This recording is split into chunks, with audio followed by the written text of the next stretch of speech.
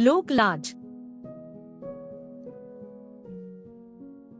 आज भी हमारे समाज में कुछ महिलाएं ऐसी हैं कि उन्हें पूरी जिंदगी पति के जुल्म उत्पीड़न को सहकर ही गुजारनी पड़ती है।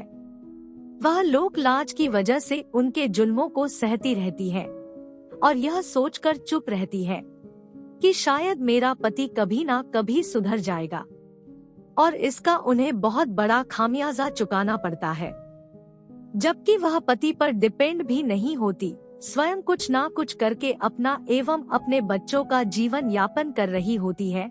उसके बावजूद भी उन्हें पति की हिंसा को बर्दाश्त करना पड़ता है, क्योंकि वह किसी ठोस निर्णय पर नहीं पहुंच पाती और न ही पहुंचने की हिम्मत जुटा पाती है और अपनी जिंदगी को नर्क में धकेलती चली जाती है।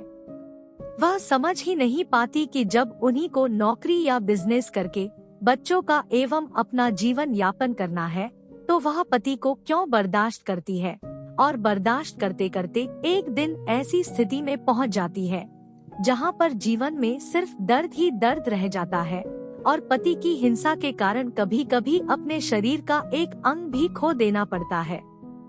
आज की कहानी एक ऐसी महिला की है जिसके पति ने उसे दर्द, गाली गलौज, मार पीट एवं उत्पीड़न के सिवा कुछ भी नहीं दिया तो पूरी उम्र का दर्द, जिसकी कल्पना मात्र से कोई भी कांप जाए। मैं ख्यालों में सोच रही थी, जब मेरा विवाह हुआ तब मेरे भी कुछ अरमान थे जिन्हें संजोकर मैं भी ससुराल आई। अपनी उम्र की अन्य लड़कियों की भांति सोचा था कि एक खुशहाल परिवार होगा, मैं भी कुछ ना कुछ काम कर लूंगी, कोई नौकरी, पति भी करेगा, भविष्य में बच्चे होंगे, किसी प्रकार घर का खर्च चलेगा। बच्चे भी हुए, किंतु पति ने कभी कोई काम नहीं किया। थोड़ा बहुत कुछ काम करके कहीं से पैसे लाता भी तो खुद के ही नशे में उड़ा देता। घर आता गाली गलौज उत्पीड़न करता। रोज रोज की इस तरह की जिंदगी से मैं तंग आ चुकी थी। बच्चों की पढ़ाई के लिए भी पैसे नहीं देता, तब मैं क्या करती, बच्चों को भूखा एवं अनपढ़ भी तो नहीं रख सकती थी। मैंने शादी से पहले ब्यूटी पार्लर का कोर्स किया था।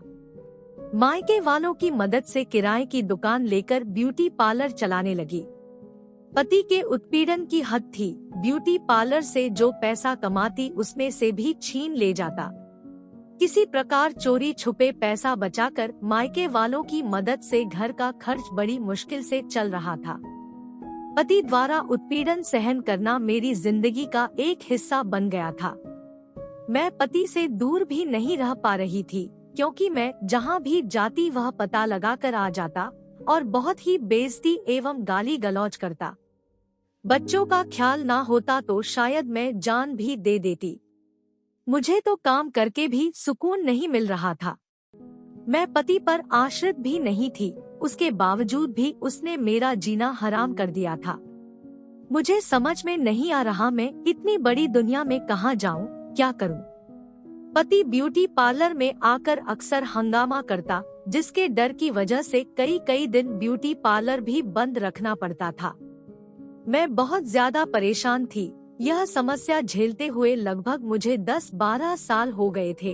अब तकलीफ बर्दाश्त के बाहर हो गई थी। मुझे लग रहा था मैं बच्चों के सहित आत्महत्या कर लूं, क्योंकि मेरे सामने कोई विकल्प नहीं दिख रहा था। मैं बहुत परेशान थी, किंतु आज तो हद ही हो गई। पति ब्यूटी पार्लर आया, उसने मेरे साथ खूब जमकर झगड़ा किया, मुझसे पैसा मांगने लगा। जब मैंने उसे पैसे नहीं दिए तो उसने मेरी नाक के आगे का हिस्सा दांत से जोर से काटा और उसे मेरे शरीर से अलग कर दिया और मुंह में नाक के हिस्से को भरे हुए ब्यूटी पार्लर से निकल गया और उसे जाकर पास के एक नाले में थूक दिया। मैं दर्द से तड़पती रही, चिल्लाती रही, किंतु उस बेरहम को कोई फर्क नहीं पड़ा। उसे फर्क पड़ता भी क्यों? अगर उसे फर्क ही होता तो मुझे जीवन भर दर्द में जीने को मजबूर क्यों करता? वह तो एक बहसी दरिंदा था, अगर इंसान होता तो फर्क पड़ता। मैं फर्श पर पड़ी तड़प रही थी। तभी मेरे साथ जो हेल्पर महिला थी, उसने मेरे मायके में फोन किया। मेरे मायके वाले तुरंत भाग कर आए। मायका ब्यूटी पार्लर से थोड़ी दूरी पर था। उन्होंने तुरंत ही मुझे कानपुर के सरकारी हैलट अस्पताल में भर्ती कराया जहां पर मुझे 2 दिन रखा गया। मेरी नाक में लगातार 20 से 25 दिन ड्रेसिंग हुई। डॉक्टर ने कहा अगर तुरंत नाक का हिस्सा मिल जाता तो मैं उसे जोड़ भी सकता था, किंतु उस दरिंदे ने तो मेरे नाक के हिस्से को नाली में थूक दिया था। वह भला कहाँ मिलने वाला था। मेरा पति जो एक जल्लाद से कम नहीं था, उसने मुझे जीवन भर के लिए अंग भंग कर दिया था। अब मैं जब भी अपने चेहरे को आईने में देखूंगी, मुझे अपने पति की दरिंदगी हमेशा याद आती रहेगी। मैं अपने पति को अब जिंदगी में माफ नहीं कर सकती। उसने मेरा चेहरा ही बिगाड़ दिया, इसका उसे किसने हक दे दिया था। मैं सोच सोच कर पागल हो जाती हूँ। पति पर बहुत गुस्सा आता है। मैंने तो जीवन भर संघर्ष किया, अपने बच्चों का पालन पोषण कर रही थी। उसके इस अमानवीय हरकत से मेरे दिलो दिमाग में गहरा असर पड़ा है। मैं जब भी सोचती हूँ, मेरे दर्द की सीमा नहीं रहती। नाक का दर्द भले ही कम हो गया हो, किंतु मानसिक पीड़ा मुझे जीने नहीं देती। भगवान ने तो मुझे एक अच्छा खासा इंसान बनाकर भेजा था, किंतु मेरे पति ने जानबूझकर मुझे अपंग बना दिया। मुझे बाहर निकलने में शर्म महसूस होती है। मैं कोई पैसे वाली भी नहीं थी कि किसी प्रकार प्लास्टिक सर्जरी कराकर अपनी नाक को ठीक करवा लेती।